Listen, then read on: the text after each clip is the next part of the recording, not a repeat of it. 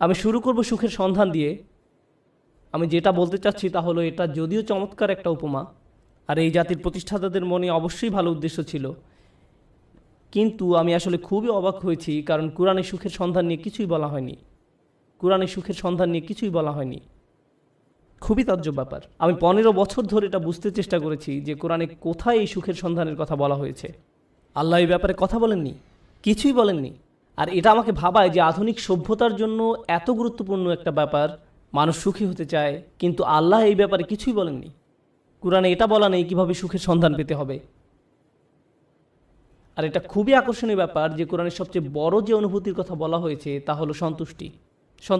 সন্তুষ্ট থাকা, এটাই সব থেকে বড় লক্ষ্য, সুখ নয়। কিন্তু এই দুইটি কিন্তু আলাদা জিনিস। সুখে থাকা আর শান্তিতে থাকা দুটো আলাদা বিষয়। এখন আমি আপনাদেরকে সাইকোলজির ব্যাপারে কিছু বলবো, খুবই আকর্ষণীয় কিছু বিষয়।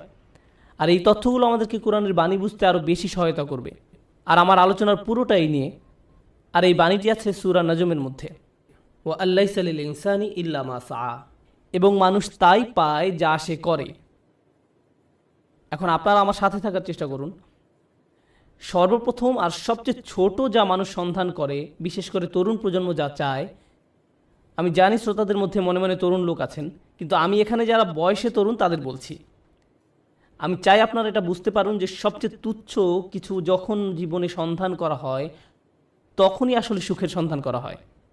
এটা আসলেই সব থেকে তুচ্ছ। আমি বলছি কেন আমার এই ধারণা।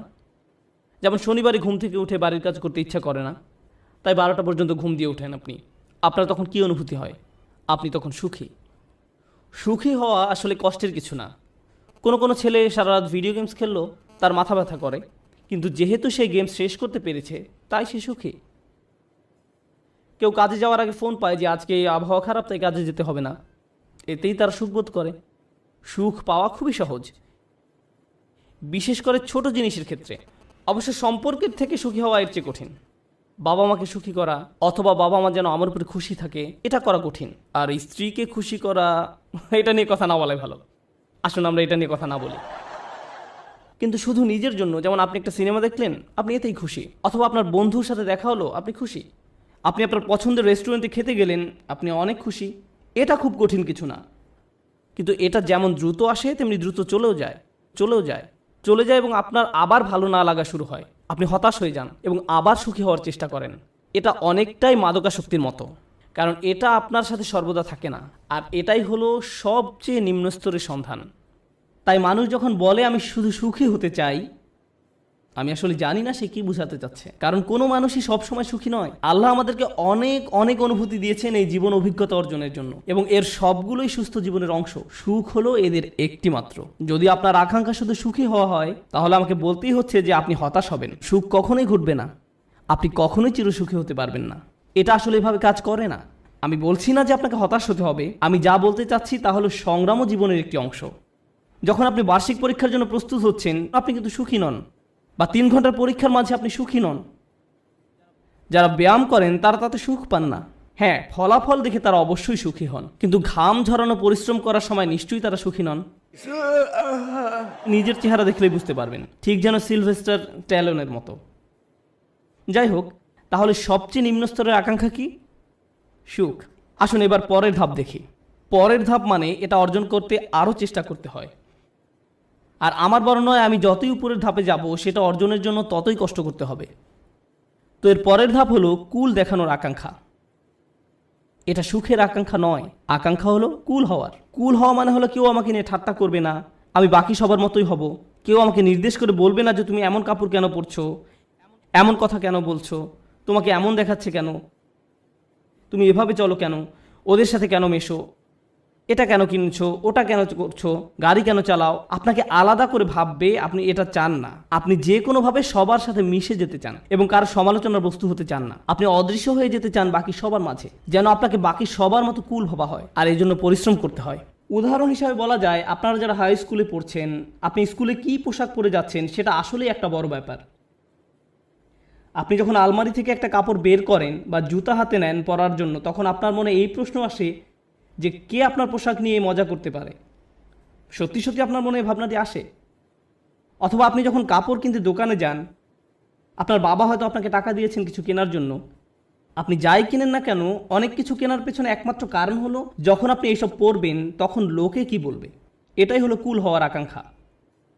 বাদ বাকি 10 জনের মাঝে মিশে যেতে হলে আপনাকে পরিশ্রম করতে হবে। এমন কিছু করা খুব সহজ যাতে মানুষ আপনাকে আজব ভাববে, কিন্তু বাকি সবার মতো চলতে গেলে কিছু কাজ করতেই হবে।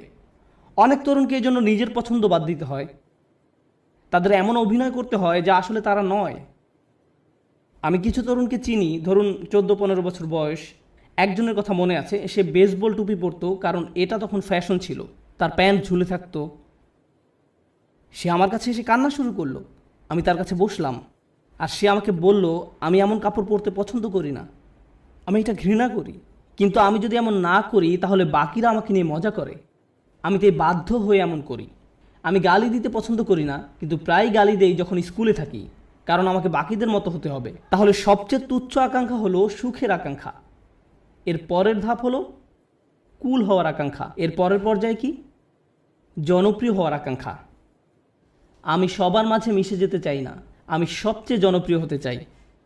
আমি এমন হতে চাই যেন সবাই আমার বন্ধু হতে চায়, এমন হতে চাই যেন সবাই লাঞ্চের সময় আমার কথা শোনে। আমি এমন হতে চাই যেন কেউ আমাকে নিয়ে মজা করার আগেই যেন আমি তাদেরকে নিয়ে মজা করতে পারি। আর প্রায় সময় আপনারা দেখবেন যে স্কুলে যেসব বাচ্চারা জনপ্রিয়, তাদের জনপ্রিয়তার কারণ হলো তারা অন্যদেরকে নিয়ে মজা করে, আর সবাই তাদের ভয় পেয়ে তাদের কথা মতো চলে, যেন তারা কেউ পরবর্তী শিকারে পরিণত না হয়। যদিও আমি এখানে অল্প বয়স্কদের কথা বলছি, কিন্তু এমনটা প্রাপ্তবয়স্কদের ক্ষেত্রেও হয়, অবশ্যই হয়। আমাদের আঙ্কেল আন্টিদের ক্ষেত্রেও হয়ে থাকে, কোনো সন্দেহ নেই। জনপ্রিয়তার মানে হলো আমি চাই সবাই আমাকে নিয়ে কথা বলুক, আমি সবার মনোযোগের কেন্দ্রে থাকতে চাই, আমি চাই সবাই আমাকে নিয়ে মন্তব্য করুক। আমি কোনো ছবি পোস্ট করব, টুইট করব, ভিডিও বানাবো, যা কিছুই করি মানুষ যেন আমাকে নিয়ে কথা বলে। যখন আমাকে নিয়ে কথা বলা কমে যাবে তখন আমাকে নতুন কিছু আবার করতে হবে যেন মানুষ আমাকে নিয়ে মেতে থাকে। জনপ্রিয়তার আকাঙ্ক্ষা খুবই আজব একটি জিনিস, কারণ এর কারণে মানুষ নিজেই নিজের অপমান করে। যেমন মিউজিক ইন্ডাস্ট্রিতে যখন এমন হয় কোনো শিল্পীর গান খুব হিট করলো, সবাই সেই গান ডাউনলোড করলো, তারপর যখন তার জনপ্রিয়তা কমে গেল তখন তাকে নিজেকে অপমানিত করতে হবে, নোংরা ভিডিও বানাতে হবে বা কোনো কাহিনী তৈরি করা যেন পত্রিকাগুলো তাকে নিয়ে মেতে থাকে। অন্তত সেখানে জনপ্রিয়তা থাকবে, কারণ তারা নিজের গুণের কারণে আর জনপ্রিয়তা পাচ্ছে না, তাদের পরের গানগুলো বা ভিডিওগুলো আগের মতো বিক্রি হচ্ছে না। এটাই হলো জনপ্রিয়তার আকাঙ্ক্ষা। জনপ্রিয় হওয়ার জন্য পরিশ্রম করতে হয়, টাকা পয়সা খরচ করতে হয়, সময় দিতে হয়, নিজের ভাবমূর্তির জন্য কাজ করতে হয়, আর ভাবমূর্তি রক্ষা করাই তখন সবচেয়ে গুরুত্বপূর্ণ হয়ে যায়। সমাজে অবস্থান ধরে রাখাই তখন মুখ্য হয়ে দাঁড়ায়। এটা হলো পরের পর্যায়, কিন্তু এর উপরে আরও ধাপ আছে। এরপর এর উপরে রয়েছে আর এক ধরনের প্রচেষ্টা, সেটা হলো সম্মানের পেছনে ছুটে চলা। কলেজের ছাত্রদের কাছে এটা বেশি গুরুত্বপূর্ণ প্রাথমিক বা হাই স্কুলের ছাত্রদের চেয়ে। এইমাত্র আমি কি বললাম? সবার নিচে সুখ, তারপরে কি? কুল, সামাজিকতা, তারপর জনপ্রিয়তা। সম্মান মানে হলো আপনি আপনার নিজের সাথে এমন কিছু যুক্ত করতে চান যেটা অনেক মূল্যবান। আপনি মানুষকে বলতে চান, জানো আমি হার্ভার্ডে গিয়েছিলাম। আপনি তাদের বলেন না যে আপনি সেখানে সাপ্তাহিক ছুটি কাটাতে গিয়েছিলেন, আপনার বন্ধুর সাথে দেখা করতে গিয়েছিলেন, কিন্তু আপনি আপনার নিজের নামের সাথে একই বাক্যে হার্ভার্ড শব্দটা ব্যবহার করতে ভালোবাসেন। সত্যি কথা হলো, আপনি যদি হার্ভার্ডের নবীন ছাত্র হন, আপনি কি অর্জন করেছেন? কিছুই না। আপনি শুধু সেই ভার্সিটিতে পড়েন, কিন্তু আপনি নিজের নামের সাথে একটা সম্মানিত প্রতিষ্ঠানের নাম যোগ করতে পছন্দ করেন। নিজের নামের সাথে একটা মর্যাদাপূর্ণ ব্র্যান্ডের নাম যুক্ত করতে আপনার ভালো লাগে। আপনার নির্দিষ্ট ব্র্যান্ডের পোশাক পরতে ভালো লাগে, এবং যদি ব্র্যান্ডের লেবেল দেখা না যায় আপনি অন্য মানুষের সাথে এমনভাবে কথা বলেন যেন তারা বাধ্য হয়ে প্রশ্ন করে আপনি এটা কোথা থেকে কিনেছেন। আপনি যেন বলতে পারেন যে এটা আরমানি ব্র্যান্ড বা এটা কিছু একটা, কারণ আপনি চান নিজের নামের সাথে সেই ব্র্যান্ডের নাম যুক্ত করতে। নতুন কোনো ব্র্যান্ডের গাড়ি বাজারে আসলে কোন গাড়ি আপনি চালাচ্ছেন, কোন ধরনের পোশাক আপনি পরছেন, কোন ধরনের মানুষের সাথে আপনি মিশছেন, সেলফি এজন্য তোলে না যেন আপনি তাদের মনে রাখতে পারেন, আপনি এজন্য সেলফি তোলেন যেন ছবিটা পোস্ট করতে পারেন, যেন অন্য মানুষ আপনাকে বেশি গুরুত্বপূর্ণ ভাবে, কারণ আপনি সেই বিশেষ ব্যক্তির পাশে দাঁড়িয়ে আছেন। এটা সম্মানের একটা ব্যাপার হয়ে দাঁড়ায়।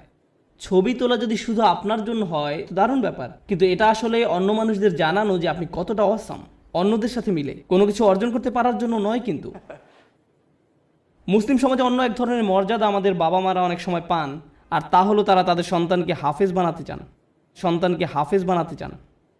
ও এবং ডাক্তার। আর যদি হয় হাফেজ ডাক্তার, তাহলে তো কথাই নেই, তারা দিন ও দুনিয়া দুটোই পেয়ে গেছে। রব্বানা আতিনা ফিদ দুনিয়া হাসানা ওয়া ফিল আখিরাতি হাসানা, কাজ এখানেই হয়ে গেছে। কিন্তু তারা মানুষকে বলতে পছন্দ করে যে জানো সে একজন হাফেজ। কিন্তু দুর্ভাগ্যবশত এর জন্য আপনি আপনার সন্তানকে কোরআনে হাফেজ বানাননি। কিন্তু এমনটাই ঘটে থাকে। আমরা এখন কোন পর্যায়ে আছি? সম্মান। এটা অনেক বড় ব্যাপার হবে যখন আপনি আপনার প্রথম চাকরিটা পাবেন, হয়তো মাইক্রোসফট বা অন্য কোথাও, কে জানে। ধরেন আপনি বড় কোথাও চাকরি পেলেন, হয়তো গুগলে। তারা আপনাকে আপনার ব্যাজ দিবে, যেটা আপনি মসজিদেও পড়ে আসেন। যেন কেউ প্রশ্ন করে যে তুমি কি অনেক বেশি গুগল ব্যবহার করো যে তারা তোমাকে একটা বিশেষ ব্যাজ দিয়েছে? আর আপনি তখন বলার সুযোগ পান, না না আমার সেখানে চাকরি হয়েছে। আপনি মানুষকে জানাতে চান যে আপনি কি অর্জন করেছেন। তাফাখুরুম বাইনাকুম, কোরআনে এটাকে এভাবেই বলা হয়েছে। অন্যদের দেখানোর ইচ্ছা যে আপনার কি মর্যাদা আছে। যাই হোক, আমি আবার একদম নিচ থেকে শুরু করতে চাই। প্রথমে কি ছিল? সুখ। দ্বিতীয়, সামাজিকতা। কুল। তৃতীয়, জনপ্রিয়তা। চতুর্থ, সম্মান। তার উপরে টাকার পিছনে ছুটে চলা। কিছু মানুষ আছে যারা সুখকে পাত্তা দেয় না, তারা সামাজিকতার কথা ভাবে না, তারা জনপ্রিয়তা চায় না, এমনকি সম্মানও নয়। একটা জিনিসকেই তারা গুরুত্ব দেয়, আর সেটা হলো টাকা। তারা জানে কিভাবে অনেক টাকা উপার্জন করতে হয়। এই মানুষগুলো ময়লা জামা, পুরনো ছেঁড়া জিন্স পরে থাকে, 88 মাজদা মিয়াটা গাড়ি চালায়, কিন্তু এই সব নিয়ে তাদের কোনো ভ্রুক্ষেপ নেই। কারণ তারা মাসে মিলিয়ন, $10 মিলিয়ন উপার্জন করে।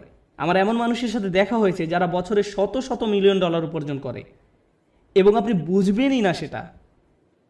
কারণ তার চুল উস্কো খুস্কো, তার মধ্যে এক অন্যরকম ভাব আছে যে সে ব্যস্ত, বা ব্যস্ততার জন্য নাও হতে পারে, কারণ সে এগুলো পাত্তাই দেয় না। সে শুধু জানে কিভাবে ব্যবসা করতে হয়। ব্যবসায় সে একটা বিস্ময়, আর সেটা নিয়েই সে শুধু চিন্তা করে। সে খালি এটাই চিন্তা করে যে বিক্রয় কিভাবে বাড়ানো যায়, কিভাবে ব্যবসার আরও সম্প্রসারণ হবে, কিভাবে আমি নতুন ওয়্যার হাউস খুলবো। সুবহানাল্লাহ, তারা অবিশ্বাস্য ধরনের মানুষ। যাই হোক, ময়ের উপরে উঠলে কি আরও কঠোর পরিশ্রম করতে হয়। সুখী হতে কোনো পরিশ্রম করতে হয় না, সবার মতো হতে কিছু পরিশ্রম করতে হয়, জনপ্রিয় হতে আরও কিছু কাজ করতে হয়, সম্মান বা সম্মানিত কিছুর সাথে জড়িত হওয়ার জন্য আরও শ্রম দিতে হয়, অনেক টাকা কামাতে হলে অনেক শ্রম দিতে হয়। এক অবিশ্বাস্য রকমের কর্মস্পৃহা লাগে, তারা কোনো বিরতি নেয় না। এর উপরেও উঁচু স্তর আছে। যাই হোক, আমি যখন বলছিলাম কিছু একটা করতে বেশি শ্রম দিতে হয়, যখনই আমি কোনো উঁচু লেভেলের কথা বলি, আপনাকে সেখানে যেতে বেশি কষ্ট সহ্য করতে হবে, আপনাকে যন্ত্রণা সহ্য করতে হবে সেখানে পৌঁছাতে। সুতরাং আমরা এখন টাকার উপরে লেভেলে আছি, আর টাকার উপরে সেই মানুষটা শুধু 1 নম্বর হতে চায়। তারা যে কোনো কাজে চরম উৎকর্ষতা অর্জন করতে চায়, তারা অন্যদের ছাড়িয়ে যেতে চায়। আমি শুধু আমার কোম্পানির প্রোগ্রামার হতে চাই না, আমি এই কোম্পানির শীর্ষস্থানীয় প্রোগ্রামার হতে চাই। আমি শুধু এই ক্লাসের ছাত্রই হতে চাই না, আমি 1 নম্বর হতে চাই। আমি শুধু এসএটি পরীক্ষায় বেশি নম্বর পেতে চাই না, আমি সর্বোচ্চ নম্বর পেতে চাই। আমি শুধু বাস্কেটবল খেলোয়াড় হতে চাই না, আমি এনবিএতে যেতে চাই, আর আমি এনবিপি হতে চাই। কখনোই খুশি হতে পারে না। তারা শুধু নিজেদেরকে আরো কঠোর পরিশ্রম প্রচেষ্টা চালাতেই থাকে, তারপরেও তারা নিজেদেরকে নিয়ে সন্তুষ্ট হতে পারে না। এই ধরনের মানুষরা তাদের কাজে চরম উৎকর্ষ অর্জন করতে সক্ষম হয়, সেটা পড়াশোনায় হোক, শরীরচর্চায় হোক, বা অ্যাথলেটিক হোক, তাদের কর্মক্ষেত্রে, তাদের গবেষণা যাই হোক না কেন, তারা তাদের শীর্ষস্থান অর্জন করা চাই। তাদের 1 নম্বর হতে হবে। নিজেদের নিয়ে কখনোই খুশি হতে পারে না। তারা নিজেদেরকে কার সাথে তুলনা করে, এটা জানা খুব গুরুত্বপূর্ণ। নিজেকে তারা গতকালকের সাথে তুলনা করে। তারা আর কাউকেই পাত্তা দেয় না, কারো দিকে তাকায় না। তারা জানে তারা আরও ভালো করতে পারে, তাই তারা কখনোই সন্তুষ্ট হতে পারে না। তারা কখনো কাজ না করে বসে থাকে না। তারা সব সময় বলতে থাকে আমাকে আরও কাজ করতে হবে। অন্য সবাই হয়তো বলবে আপনি সত্যি বিস্ময়কর, কি চমৎকার কাজ করেছেন আপনি, তো তাতে কি, আমি জানি এর চেয়েও ভালো করার ক্ষমতা আমার আছে। তাই তারা মানুষের প্রশংসা, সুনাম কিছুকেই গুরুত্ব দেয় না। যারা ভাবে যে তারা আসলে দারুণ কাজ করছে, কিছুকেই গুরুত্ব দেয় না। তারা চেষ্টা করেই যায়। আর এমন একটা উদাহরণ হলো মাইকেল ফেলপস, ঠিক কিনা? কত মানুষ তার প্রশংসা করেছে সব রেকর্ড ভেঙে ফেলার জন্য। কিন্তু আপনার কি ধারণা যে সে বসে ভাবছে আমি তো রেকর্ড ভেঙেছি, এখন আমার সম্মান আছে, তাই আমি এখন কিছুটা অবসর নিতে পারি? সে কি অর্জনের চেষ্টা করেছে? উৎকর্ষতা। তাই সে কখনোই সন্তুষ্ট হতে পারবে না। সে চেষ্টা করতেই থাকবে, মেশিনের মতো সামনে যেতেই থাকবে আরও দ্রুত গতিতে। এমন মানুষ দুনিয়াতে খুব কমই আছে, খুবই কম। অনেকেই এখানে বসে আছেন যারা স্কুলে পাশ করার গ্রেড পেলেই খুশি। তখনই তারা সুখের খোঁজে প্লে স্টেশন নিয়ে খেলতে বসে যায়। আবার এমনও মানুষ আছে যারা 99 পেলেও নিজের উপর অসন্তুষ্ট হয়, কিভাবে আমি এই ভুলটা করলাম। এমনটা সাধারণত ছেলেরা করে না, মেয়েরা করে। উৎকর্ষতা অর্জনের ব্যাপারে কথা বলতে বলতে আরও একটা কথা বলতে চাই, যে আমি জীবিকা অর্জনের জন্য কি করি। আমার সত্যিকার অর্থে কোনো চাকুরি নেই, কিন্তু আমার ক্যারিয়ারের একটা অংশ হলো যে আমি কম বয়স্ক ছেলে মেয়েদেরকে আরবি শেখাই। এটা একটা বেশ ইন্টেন্সিভ প্রোগ্রাম। তাদের আরবি কিছুটা শেখাতে 9 মাস লেগে যায়। ক্লাসের অর্ধেক থাকে ছেলে আর অর্ধেক মেয়ে, 30 জন ছেলে 30 জন মেয়ে। মেয়েরা গত 5 বছর ধরেই পরীক্ষায় ছেলেদের চেয়ে অনেক ভালো নাম্বার পেয়েছে, খুবই ভালো করেছে তারা। কিন্তু ছেলেরা ক্রমাগতভাবেই খুশি। মেয়েরা সবসময় মন খারাপ করে থাকে, আমাকে বলে, উস্তাদ আমি জানি আমি 100 পেয়েছি, কিন্তু আমি নিশ্চিত নই যে আমি ঠিকমতো বুঝতে পেরেছি কিনা। এদিকে এক ছেলে 25 নম্বর পেয়েছে আর সে বলছে, ওকে ওকে আমি বুঝতে পেরেছি, আমি বুঝতে পেরেছি। আমি পুরোপুরি ভিন্ন প্রজাতির মানুষদের সাথে কাজ করছি একই ক্লাসরুমের মধ্যে, তাদের পুরোপুরি ভিন্ন মন মানসিকতা। তাই আমার ছেলেদের বলতে হয় যে মন দাও, অপদার্থ কোথাকার, তুমি বোঝোনি, কিছু কাজ করো। আর এদিকে মেয়েদেরকে আমার বলতে হয়, ও শান্ত হ শান্ত হ, তুমি ঠিকই বুঝতে পেরেছ। আমি তো ছেলেদেরকে বলতে পারি না হালকাভাবে নিতে, কারণ এর চেয়ে বেশি হালকাভাবে নেওয়া যায় না, এটা সম্ভব নয়। সুতরাং আমরা কোথায় পৌঁছেছি, কি নিয়ে কথা বলছিলাম? ও ঠিক আছে, আমাকে একটু সাহায্য করুন। একদম নিচ থেকে আবার শুরু করতে চাই। সুখ, সামাজিকতা, জনপ্রিয়তা, সম্মান, টাকা, উৎকর্ষ। উৎকর্ষের উপর কি থাকতে পারে? উৎকর্ষের উপরও একটা কিছু আছে, আর সেটা হলো প্রভাব। প্রভাব, আমি কি পেলাম সেটা গুরুত্বপূর্ণ নয়। আমি গুরুত্ব দেই না যদি আমি অন্যদের চেয়ে বেশি টাকা উপার্জন করি। আমি পাত্তা দেই না যদিও আমি 1 নম্বর, আমার কাছে সেটা গুরুত্বপূর্ণ নয়। আমি অন্যদের জন্য কিছু করতে চাই, আমি একটা উত্তরাধিকার রেখে যেতে চাই। যখন আমি চলে যাব দুনিয়ার বুকে আমি আমার চিহ্ন রেখে যেতে চাই, যে আমি কিছু একটা করেছি যেটা এই জায়গাটাকে অন্যদের জন্য আরও ভালো জায়গায় পরিণত করেছে। আমি প্রভাব বিস্তারকারী ব্যক্তি হতে চাই অন্য জিনিসের উপরে এবং অন্য মানুষের উপরে, আমার চারপাশের পরিবেশের উপরে। আমরা এখন অমুসলিমদের কথা বলছি, আমরা এখনো বিশ্বাসীদের কথা বলছি না। আমরা জানি এমন মানুষ আছে যারা MBA শেষ করেছে সবচেয়ে ভালো ভার্সিটি থেকে, যারা হয়তো লাখ টাকা স্যালারি পেতে পারতো ভার্সিটি থেকে বের হয়ে, তারা সেই বেতন ত্যাগ করে এমন প্রতিষ্ঠানে যোগ দিচ্ছে যারা সামাজিক দায়বদ্ধতার জন্য কাজ করে। তারা অনেক কম বেতন নিচ্ছে কারণ তারা টাকায় বিশ্বাস করে না, তারা অনেক বেশি প্রভাবের উপর বিশ্বাস করে। তাই তারা বরঞ্চ এমন প্রতিষ্ঠানের সাথে কাজ করছে যারা শিক্ষা পদ্ধতিকে পুনর্গঠন করতে সাহায্য করছে। বা কোনো ডাক্তার যে হয়তো অনেক টাকা উপার্জন করতে পারতো, যে রেসিডেন্সি শেষ করে কাজে যোগদান করতে প্রস্তুত, সেই সময় সিদ্ধান্ত নিল যে সে 3 বছর ডক্টরস উইদাউট বর্ডার্স NGO-তে কাটাবে। আপনি এমনটা শুনেছেন কখনো? আপনার জীবনের ঝুঁকি থাকে এদের সাথে কাজ করতে। যুদ্ধ বিধ্বস্ত অঞ্চলেরা মানবিক কাজ করে। কিন্তু কেন এই ছেলেটা যাচ্ছে, কেন এই মেয়েটা যাচ্ছে? কারণ পয়সা আসা শুরু করলে আমি কোন ধরনের গাড়ি কিনবো সেটা নিয়ে দুশ্চিন্তা না করে সে বেশি চিন্তিত পৃথিবীতে সে কি প্রভাব রেখে যেতে পারবে সেটা নিয়ে। তারা সাহায্য করতে চায়, তারা ভালো কিছু করতে চায়। আর এই ধরনের নিঃস্বার্থপরতা খুব কম মানুষেরই থাকে, কম মানুষেরই থাকে। এই মইয়ের যত উপরে আমরা যাই ততই কম মানুষ আপনি পাবেন।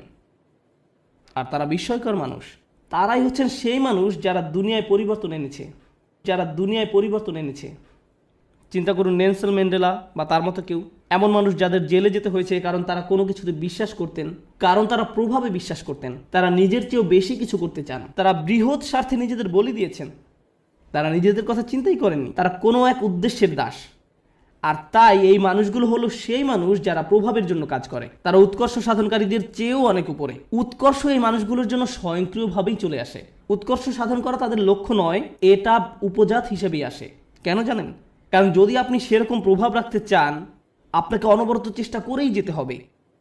আপনি হয়তো ভাবতে পারেন যে প্রভাব সৃষ্টি এটাই হয়তো সর্বোচ্চ শিখর, কিন্তু না, এর থেকেও বড় কিছু আছে। এর উপরে আছে চূড়ান্ত সত্য। কেউ কেউ ন্যায়ের খোঁজ করে, কেউ কেউ সত্যের খোঁজ করে, কেউ কেউ আদর্শের খোঁজ করে। যারা ন্যায় বিশ্বাস করে, আর ন্যায় এমন একটা জিনিস সেটা আপনি পরিপূর্ণভাবে দুনিয়াতে দেখবেন না, দেখবেন, কিন্তু তারা এর পরোয়া করে না, তারা এটার জন্যই কাজ করেন। ও আরেকটি ব্যাপার, যখন আপনি এমন কিছু করতে চান যেটার দুনিয়াতে কোনো নজির নেই, তখন সেটা করাটাই সবচেয়ে কঠিন কাজ। তখন যদি আপনি সামান্য একটু পরিবর্তন দেখেন, তাতেও আপনি উদ্দীপ্ত হয়ে যান, আপনি অনুপ্রাণিত হন এবং এটি আপনাকে আরও সামনের দিকে এগিয়ে নিয়ে যায়। কিন্তু আপনি যখন এমন একটা আদর্শের জন্য কাজ করবেন, ন্যায়ের জন্য, আপনি হয়তো ন্যায় কখনোই দেখবেন না, কখনোই দেখবেন না। এই লোকেরা কেমন করে নিজেদেরকে অনুপ্রেরণা দিবে যখন তারা এমন কিছুর জন্য কাজ করে যেটা দেখা যাচ্ছে না? এরাই হচ্ছে সবচেয়ে অসাধারণ, সবচেয়ে সহনশীল ব্যক্তি। একবার তারা একটা আদর্শের পিছনে পড়লো, সবাই তাকে পাগল ভাবলো, কিন্তু তার কিছু এসে যায় না, তারা এগিয়েই চলেন। তাই এখন আমি শুরু করতে চাচ্ছি একদম সর্বোচ্চটা দিয়ে, যেটা হলো সত্যের খোঁজ। প্রসঙ্গত বলে রাখি যে আমাদের সকল নবী আলাইসাল্লামের পথে ছিল সত্যের অন্বেষণ, সত্যের অন্বেষণ। তারা মানুষের সাথে সত্যটা শেয়ার করতে আগ্রহী ছিলেন। এবং অনেক সময়ই রাসূলুল্লাহ সাল্লাল্লাহু আলাইহি ওয়াসাল্লাম হাদিস থেকে আমরা জানি কিয়ামতের দিন অনেকেই, মানে অনেক নবী আল্লাহর সামনে দাঁড়াবেন যাদের পেছনে কোনো অনুসারীই থাকবে না, একজন অনুসারীও নয়, এক বা দুই না, একেবারে শূন্য, শূন্য। তাদের লক্ষ্যটা কি ছিল? সত্য। তাদের প্রভাব কতটুকু ছিল? শূন্য। কিন্তু আল্লাহর দৃষ্টিতে তারা পুরোপুরি সফল। হ্যাঁ নাকি না? হ্যাঁ। এখন আমাদেরকে একটা জিনিস বুঝতে হবে, আমরা আবার এই শ্রেণী বিভাগেই যাচ্ছি, কিন্তু আমি শুধু শেষের 4টার উপরে ফোকাস করছি, অথবা হয়তো শেষ 5টার উপরে। প্রথমে কথা বলি উৎকর্ষ। আপনি যখন উৎকর্ষের খোঁজ করেন, তখন আপনি কাকে নিয়ে কখনো সন্তুষ্ট থাকেন না? নিজেকে নিয়ে। প্রশ্ন হলো, কেন আপনি নিজেকে নিয়ে সন্তুষ্ট নন? কারণ আপনি নিজেকে শুধু উন্নতিই করতে চান না, এটা কারণ নয়। যদি আপনি ইসলামের দৃষ্টিকোণ থেকে আলোচনা করেন, আপনি নিজেকে নিয়ে সন্তুষ্ট নন এই কারণে যে আপনার প্রত্যেকেরই প্রভাব সৃষ্টির চেষ্টা করার কথা ছিল। আপনার নিজেকে নয়, বরং অন্যকে নিয়ে চিন্তা করার কথা ছিল। আর এই কারণে আপনি নিজেকে নিয়ে সন্তুষ্ট হতেন না। আপনি যা ভাবছেন, আল্লাহ আসলে আপনার উপর তার থেকেও বেশি দায়িত্ব দিয়েছেন। আমি চাই যে আপনারা দুটো জিনিস নিয়ে চিন্তা করুন। এটা কোরআনের একটি অন্যতম শক্তিশালী বক্তব্য। যেহেতু এটা পরিষ্কারভাবে অনুবাদ করা হয়নি, তাই অনেক সমস্যা সৃষ্টি করে। লা ইউকাল্লিফুল্লাহু নাফসান ইল্লা উসআহা। আল্লাহ কোনো ব্যক্তির উপরই বোঝা দেন না। এখন যেই অংশটা আসছে সেটা হচ্ছে দুর্বল অনুবাদ, তাদের সাধ্যের অতিরিক্ত। আল্লাহ আপনার উপর সেই বোঝা চাপাবেন না যা আপনি বহন করতে পারবেন না। এই অনুবাদের জন্য আরবিটা হওয়া দরকার ছিল লা ইউকাল্লিফুল্লাহু নাফসান ইল্লা বিউসইহা। তাদের সাধ্য পর্যন্ত বোঝাতে সেখানে একটা বা থাকার কথা ছিল, কিন্তু শব্দটা হচ্ছে ইল্লা উসআহা, অর্থাৎ কাল্লাফাল্লাহু উসআনা। অর্থটি এখন পুরোই পরিবর্তিত হয়ে গেছে। প্রচলিত অনুবাদটা একদম ন্যূনতম অর্থ প্রকাশ করে, কিন্তু আপনি জানেন এই আয়াতের সত্যিকার অর্থ কি? আপনার মাঝে যে সম্ভাবনা আছে তার অতিরিক্ত কোনো কিছুর বোঝা আল্লাহ আপনাকে দেননি। ভেবে দেখুন আমি কি বলছি। আল্লাহ আপনাকে এমন কিছু বোঝা দেননি যেটা আপনার মাঝে যেই সম্ভাবনা আছে তার অতিরিক্ত। আপনার মাঝে কি আরো উন্নতি করার সম্ভাবনা আছে? হ্যাঁ। আপনি কি আরো বেশি করতে পারতেন? হ্যাঁ। এবং যেটা করতে পারেন কিন্তু করেননি, আল্লাহ আপনাকে সেটার জন্য জিজ্ঞাসাবাদ করবেন। শুধু একদম ন্যূনতম দায়িত্বটুকু নয়, বরং সর্বোচ্চটুকু। আল্লাহ চান যে আপনি নিজেকে উন্নত করতে থাকুন এবং দেখান যে আপনি আসলে কতটুকু নেয়ার জন্য তৈরি ছিলেন। এটাই হচ্ছে এখানে প্রচেষ্টার ধারণা। আমরা সুখের অন্বেষণে অস্থির নই, বরং ওটা এর সাথে বোনাস হিসাবে আল্লাহ দেবেন। আমরা অন্যের কাছে কুল বা পরিপাটি হিসাবে পরিচিত হতে চাই না। কেউ একজন একটা বোকার মতো কাজ করেছে এবং আপনি ওই নির্বোধের মতোই কাজ করতে চাচ্ছেন। আমরা কারো কাছে জনপ্রিয় হতেও আগ্রহী নই। কেন জানেন? কারণ সবার যাদের জীবনের উদ্দেশ্য সম্পর্কে কোনো ধারণা নেই, আপনি তাদের মাঝে জনপ্রিয় হতে চান মানে হচ্ছে আপনি তাদের মাঝে সবচাইতে বোকা। আমরা সম্মানের কাঙালও নই, কারণ আমরা জানি সম্মান আসে আল্লাহর তরফ থেকে। অনেক নবী ছিলেন গৃহহীন, কিন্তু তাদের সম্মান ছিল। নবীদেরকে মানুষরা ধিক্কার দিত, কিন্তু তারপরও তাদের ছিল উচ্চ সম্মান। এখন আমাদের কাছে সম্মানের সংজ্ঞাটাই ভুল। আমরা ভুল জিনিসের সাথে এটাকে জড়িয়ে ফেলেছি। ঠিক আছে? যখন উৎকৃষ্ট হবার চেষ্টা করার ব্যাপার আসে, আমাদের মুসলিমদের মাঝারি ধরনের জিনিসে সন্তুষ্ট হবার অবকাশ নেই, কোনো সুযোগ নেই। আপনি একজন মুসলিম হিসেবে নিজেকে আরও উন্নত করার জন্য ক্রমাগত চেষ্টা করতে থাকবেন। আপনি যে কাজই করে থাকেন না কেন, আপনি যদি মুখস্থ করে থাকেন তাহলে আপনি আরও বেশি মুখস্থ করার চেষ্টা করুন। আপনি যদি পড়াশোনা করে থাকেন তাহলে আরও বেশি পড়াশোনার চেষ্টা করুন। আপনি যদি কাজ করে থাকেন তাহলে আপনি আরও বেশি কাজ করার চেষ্টা করুন। আপনি যদি স্বেচ্ছাসেবী হয়ে থাকেন তাহলে আরও বেশি স্বেচ্ছাসেবা করার চেষ্টা করুন, বিশেষভাবে যখন আপনার বয়স কম। কারণ এখন দায়িত্ব অনেক কম। কিন্তু আমার হোমওয়ার্ক আছে, হ্যাঁ, কিন্তু সেটা এমন কোনো দায়িত্ব নয়। দায়িত্ব তখনই আসবে যখন আপনি বিয়ে করবেন, যখন আপনার সন্তান থাকবে। এখন আপনি মুক্ত। এখন আপনার যে স্বাধীনতা আছে সেটা জীবনের আর কোনো পর্যায়েই থাকবে না। পেছনে বসে ভিডিও গেমস খেলার সময় নয় এটা। এখন শুধু বসে থেকে মুভির পর মুভি দেখা, মুভির পর মুভি দেখার সময় নয়। এখন সময় নয় যে নতুন অ্যাভেঞ্জার্স বা এরকম কিছু নিয়ে আপনি ব্যস্ত থাকবেন, এটা সেই সময় নয়। পুরো পৃথিবী অপেক্ষা করছে আপনি কি প্রভাব ফেলবেন দুনিয়াতে সেটার জন্য। আপনি এমনি এমনি বসে সময় নষ্ট করতে পারেন না। অন্যরা করতে পারে, ভালো, তাদের কোনো বৃহত্তর লক্ষ্য নেই, কিন্তু আপনাকে হতে হবে শ্রেষ্ঠ, কারণ আপনি এখন থেকেই প্রভাব সৃষ্টি করা নিয়ে চিন্তা করেন।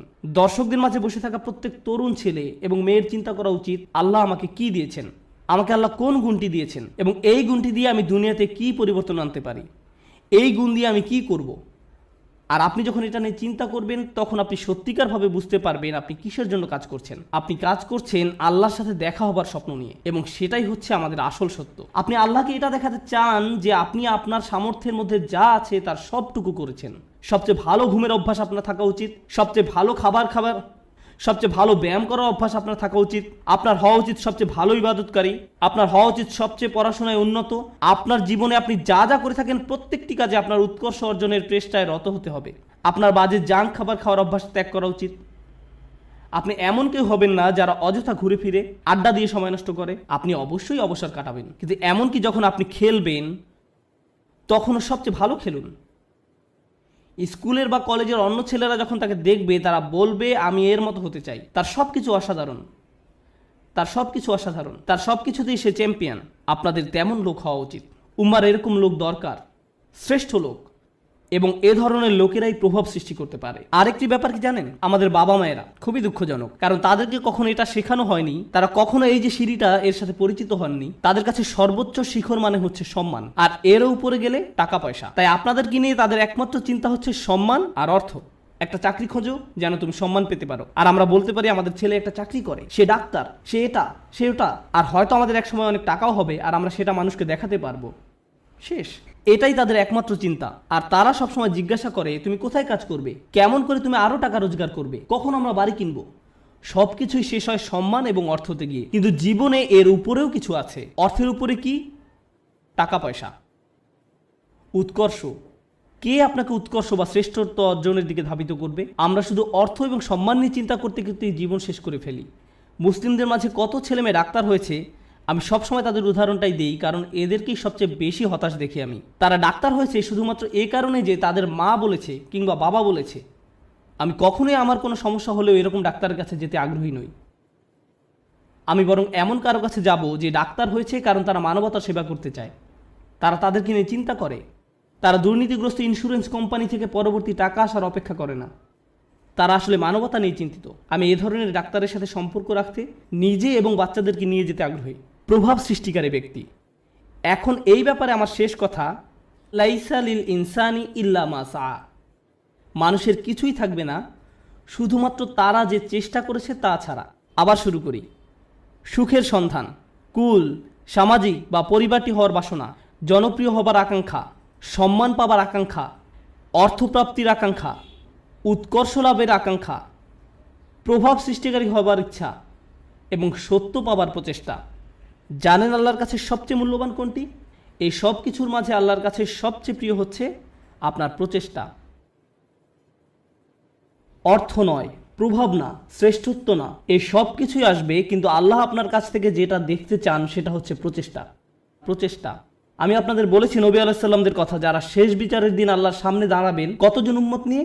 0। কিন্তু তারপরেও আল্লাহ তাদেরকে জান্নাতের সর্বোচ্চ আসনে আসীন করবেন, কারণ আল্লাহ সম্মান জানাবেন তাদের প্রত্যয়কে, তাদের প্রচেষ্টাকে, তাদের চারিত্রিক দৃঢ়তাকে। তারা কঠিন সময়ে পড়েছিলেন এবং তারা সেটা মোকাবেলা করেছেন। যদি আপনি নূহ আলাইহিস সালামের প্রতি বছরের একটা প্রোগ্রেস রিপোর্ট দেখতে চান, চলুন একটা গ্রোথ চার্ট বানিয়ে দেখি কতজন মানুষ মুসলিম হয়েছে প্রতি বছর, যেমনটা করা হয় প্রতি বছর প্রতিবেদনে।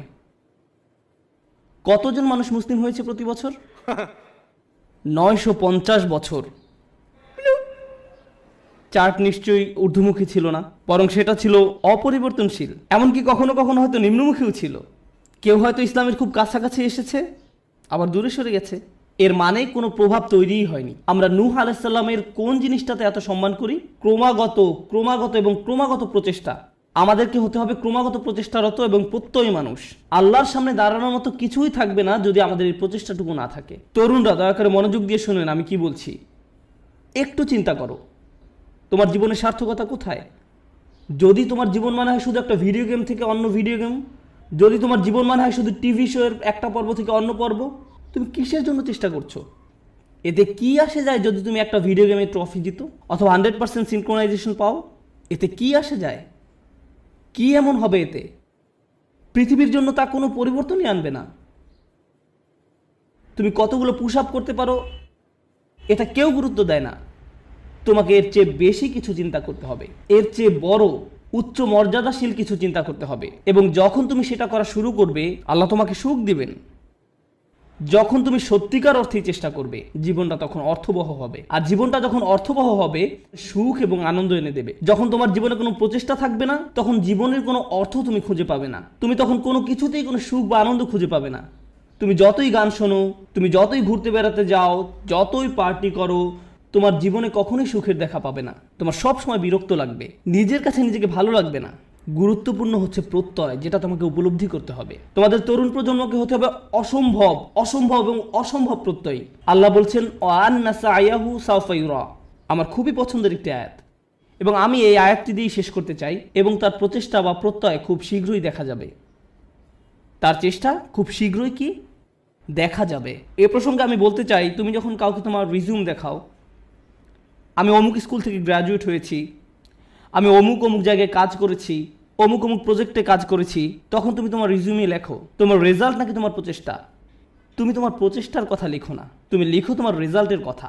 তুমি লেখো না যে তুমি আসলেই অনেক কঠোর পরিশ্রম করেছো ফাইনাল সেমিস্টারে এবং পরীক্ষাটা দিতে গিয়ে অর্ধমিত হয়ে গিয়েছিলে। এগুলো তুমি তোমার সিভিতে লেখো না। তুমি লেখো তুমি অমুক অমুক প্রজেক্টে কাজ করেছো, কিন্তু এটা লেখো না যে তোমাকে অনেক অনেক কষ্ট করতে হয়েছে। তাই নয় কি? শুধু তাই নয়, কিছু কিছু সময় তুমি অনেক অনেক চেষ্টা করো কিন্তু তুমি পাশ করতে পারো না। অথবা এরকম যে তুমি অসম্ভব রকমের চেষ্টা করেছো একটা প্রজেক্টের জন্য, কিন্তু সেটা সফলভাবে শেষ করতে পারোনি। অথবা তুমি তোমার আশানুরূপ গ্রেড পাওনি, যেটা তোমার পাওয়া উচিত ছিল। আমরা মানুষেরা মানুষকে কিসের ভিত্তিতে বিচার করি? আমরা মানুষকে বিচার করি রেজাল্ট দিয়ে। আমার এতে কিছু যায় আসে না যে তুমি কতটা চেষ্টা করেছো, তুমি আমাকে ফলাফল এনে দিতে পারোনি। আমার এতে কিছুই আসে যায় না যে তুমি কতটা চেষ্টা করেছো, তুমি পাশ করতে পারোনি, গ্রাজুয়েট হতে পারোনি। বুঝতে পেরেছো ব্যাপারটা? কিন্তু আল্লাহ তোমার বিচার তোমার রেজাল্ট দিয়ে করবেন না। আল্লাহ তোমার বিচার করবেন কিসের ভিত্তিতে? প্রচেষ্টা। আল্লাহ বলছেন এবং তার প্রচেষ্টা, তার অধ্যবসায়গুলো খুব শীঘ্রই দেখা যাবে। এটা একটা অসাধারণ ব্যাপার, কেননা পৃথিবীর বুকে কোনো মানুষই আমার প্রচেষ্টা দেখবে না, কোনো মানুষই আমার প্রচেষ্টা দেখবে না। আমি তোমার প্রচেষ্টা দেখব না, অথবা তুমি আমার প্রচেষ্টা দেখবে না, কিন্তু তিনি হচ্ছেন শুধুমাত্র আল্লাহ, যিনি আমাদের প্রচেষ্টা অধ্যবসায়গুলো দেখবেন। আমরা সবাই দেখি ফলাফল, আমরা হচ্ছি ফলাফল সর্বস্ব মানুষ। আল্লাহ হচ্ছেন বিচারক, যিনি দেখেন প্রচেষ্টা। সুবহানাল্লাহ, কতই না মহান আমাদের প্রভু। কেউ তোমার প্রচেষ্টার মূল্য দিবে না এক আল্লাহ ছাড়া, সুতরাং কখনোই তোমার প্রচেষ্টাকে খাটো করে দেখবে না।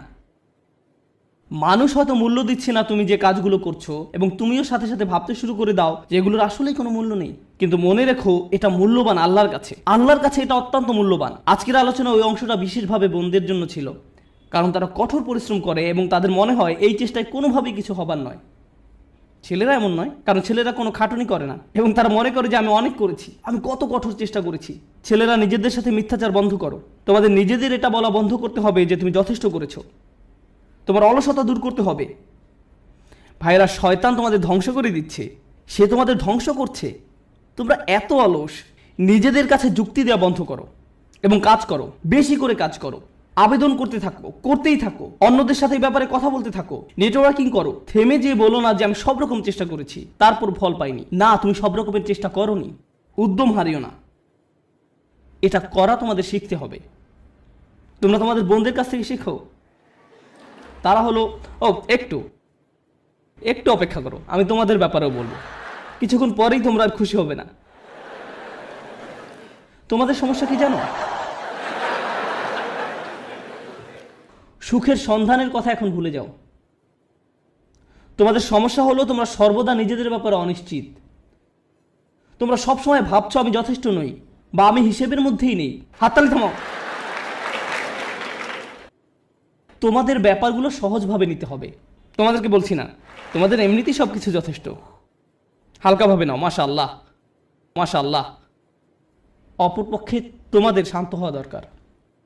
আমার এমন বন্ধুদের সাথে দেখা হয়েছে যারা ইসলাম নিয়ে পড়াশোনা করছে, তারা কোরআন শিক্ষা করছে, কিন্তু আমার এখনো সব শব্দ শেখা হয় নাই। হ্যাঁ, ঠিক আছে ঠিক আছে আন্টি, শান্ত হন। আপনার সব মুখস্থ হয়নি। আল্লাহ আপনাদের ফলাফলে আগ্রহী নয়। তিনি কিসের প্রতি আগ্রহী? তিনি আগ্রহী আপনার প্রচেষ্টায়। আপনার প্রচেষ্টায় ফলাফল নিয়ে উদ্বিগ্ন হওয়া বন্ধ করুন। আপনি আবার ফল নিয়ে খুব দুশ্চিন্তা করবেন না। আপনি এখনো যা জানেন না, যেটা এখনো অর্জন করতে পারেন নাই, সেটা নিয়ে আপনি বড্ড বেশি ভাবেন। অর্জন নিয়ে চিন্তা করা বন্ধ করুন এবং আন্তরিক, অকৃত্রিম, সর্বোচ্চ যতখানি সম্ভব চেষ্টা করে যায়। আমি বলছি এমনটা করলে আল্লাহর কাছ থেকে ফলাফল আসবেই, কিন্তু সেটা তার সময়সূচি অনুযায়ী আসবে, আপনার নয়। দুইজন মানুষ একদম একই পরিমাণে চেষ্টা করবে, কোনো একজন দেখা যাবে তার চেষ্টার ফলাফল নগদে পেয়ে যাবে এবং কাউকে বছরের পর বছর অপেক্ষা করতে হবে সমানভাবে ফল পাওয়ার জন্য। এটা আল্লাহর হাতে। এজন্য আপনি বলতে পারেন না সে তো অনেক সুফল পেয়ে গেল আর আমি কিছুই পেলাম না, আমরা তো একই রকমের চেষ্টা করলাম। এটা ঠিক না, না না না, এটা পুরোপুরি অন্যায্য। কারণ সেই হিসেব আল্লাহর কাছে ন্যস্ত এবং আল্লাহ শুধু এটাই দেখতে চেয়েছেন যে আপনি কতটা চেষ্টা করেন। ধরুন দুজন মানুষ একদম একই পরীক্ষা দিল। আমার ক্লাসে এমনটা ঘটেছিল, তারা একদম একই পরীক্ষা দেয়। একজন অনেক বেশি পরিশ্রম করে, সে দিন রাত সারাক্ষণ পড়াশোনা করে। এই প্রোগ্রামে আসার আগে সে আমার বন্ধু ছিল, আমরা দুজন বন্ধু ছিলাম। আমি এখন তার শিক্ষক এবং আমি তাকে বলছি যে চলো ঘুরতে যাই। না, আমাকে পড়তে হবে। আমি তোমার শিক্ষক? না না, আমাকে পড়তে হবে, পরীক্ষা আছে। আমি তোমার পরীক্ষা সহজ করে নিব, আমি তোমাকে অতিরিক্ত ক্রেডিট দিব। না, আমার পড়া আছে। এই মানুষটা দিন রাত পড়াশোনা করে। আমি জানি যে সে কি পরিমাণ চেষ্টা করলো, তার প্রচেষ্টার কথা আমি জানি। কিন্তু জানেন, সে তার ক্যারিয়ারে খুব উজ্জ্বল, ব্যবসায় এত দক্ষ, পেশাগতভাবে ভীষণ চটপটে ছিল। কিন্তু ব্যাপারটা এমন যেন আল্লাহ তাকে আরবি শেখার জন্য তৈরি করেননি। সে যত বেশি শিখুক না কেন, সে বেশি নম্বর তুলতে পারতো না। কোনো মতো পাশ করতো, কোনো মতেই পাশ করতো প্রতিবারই। আর তার পাশের ছেলেটাই অতিরিক্ত প্রতিভাবান, আমার দেখা সবচেয়ে অলস এক মানুষ। সে ক্লাসে সারাক্ষণ ঘুমাতো, কিন্তু সে প্রত্যেকবারই 99 বা 100 পেত। এতে আমার খুবই রাগ হতো। আমি সেই ছেলেকে শূন্য পেতে দেখতে চাইতাম। আমি চাইতাম যে সে শূন্য পাক, আমি যেন তাকে পরীক্ষার খাতা দিয়ে কঠিনভাবে চড় মারতে পারি। আর যেই মানুষটা পড়তে পড়তে নিজেকে শেষ করে দিচ্ছে, সে পরীক্ষায় ব্যর্থ হচ্ছে। শিক্ষক হিসাবে আমি হতাশ হয়ে গিয়েছিলাম। সেই ছাত্রের অবস্থা তাহলে কি চিন্তা করুন। শিক্ষক হিসাবে আমি হতাশ। কিভাবে সম্ভব যে এই ছেলেটা কোনো চেষ্টাই করে না আর সে ভালো ফল পাচ্ছে, এবং এই মানুষটা যত ধরনের চেষ্টা সম্ভব করছে আর সে কোনো ফলই পাচ্ছে না। মনে হতো যেন এটা অন্যায্য। কিন্তু জানেন কি, যখন এই দুই মানুষ আল্লাহর সামনে এসে দাঁড়াবে এবং দুজনই বলবে যে আমি আল্লাহর জন্য আরবি শিখেছিলাম, হে প্রভু, আমি আপনাকে সন্তুষ্ট করার জন্য আরবি শিখছিলাম, আল্লাহ তখন বলবেন, দেখি তোমরা কি করেছো। তাদের মধ্যে একজন দেখাবে 99 আর একজন দেখাবে 20 নম্বর। সেদিন আল্লাহর কাছে কোনটা বেশি মূল্যবান হবে? ও, সেই 20 নম্বর অমূল্য। সেদিন এটা মূল্যাতীত। কারণ আল্লাহ খাতার নম্বর দিয়ে মূল্যায়ন করেন না। তিনি কি দিয়ে মূল্যায়ন করেন? প্রচেষ্টা দিয়ে। সেই 99-এর মূল্য সেদিন হবে খুব খুব খুব কম, কারণ এটা পাওয়ার জন্য তাকে খুব বেশি চেষ্টা করতে হয়নি। আল্লাহ এভাবেই বিচার করেন। এটা পুরোটাই গুণগত মান সংক্রান্ত, পরিমাণ সংক্রান্ত নয়। মানুষ শুধু পরিমাণ বিচার করতে পারে, আল্লাহ গুণগত মান বিচার করেন। আপনি এখন যা করছেন তার মান বিচার করুন, আপনার যাপিত জীবনের মান নির্ণয় করুন, আপনি যেই দিনটা পার করলেন তার মান, সকালে কি ধরনের নাস্তা আপনি খেয়েছেন, আপনি কার সাথে কথা বলেছেন, আপনি কিভাবে সময় ব্যয় করেছেন, আপনি কি করেছেন, আপনার দিনের মান কেমন ছিল, সেটা আগে ঠিক করুন। এবং ইনশাআল্লাহ তাআলা তবে এই উম্মতের ভবিষ্যৎ খুব উজ্জ্বল। কারণ আপনি একবার যদি পরম সত্যের ব্যাপারে চিন্তা করা শুরু করেন এবং আপনি প্রভাব নিয়ে চিন্তা করা শুরু করেন, তবে এই ঘর থেকে নতুন চিন্তা ভাবনা আসা শুরু করবে, সৃজনশীলতা আসা শুরু করবে, নিত্য নতুন প্রজেক্ট আসা শুরু করবে, যেটা ক্রমান্বয়ে দুনিয়াকে বদলে দিতে পারে, সেটা দুনিয়াকে প্রভাবিত করতে পারে যেমনটা আর কখনো করেনি। মুসলিম তরুণ সম্প্রদায় এটা করতেই সক্ষম। মুসলিম তরুণরা এটা করতে সক্ষম যখন তারা সঠিক সাধনার জিনিসটি খুঁজে পায়। আল্লাহ আযজা ওয়া জাল্লা এই মানুষগুলোকে, এই তরুণ সম্প্রদায়কে, এই উম্মতের বীর পুরুষ করুন, যারা সঠিক সাধনার সন্ধান করে। পরবর্তী প্রজন্ম এসে যেন বলে আমি তাদের হারাতে চাই, তারা ছিল যেন স্বর্ণতুল্য মানদণ্ড। বারাকাল্লাহু লি ওয়া লাকুম। আসসালামু আলাইকুম ওয়া রাহমাতুল্লাহি ওয়া বারাকাতুহু।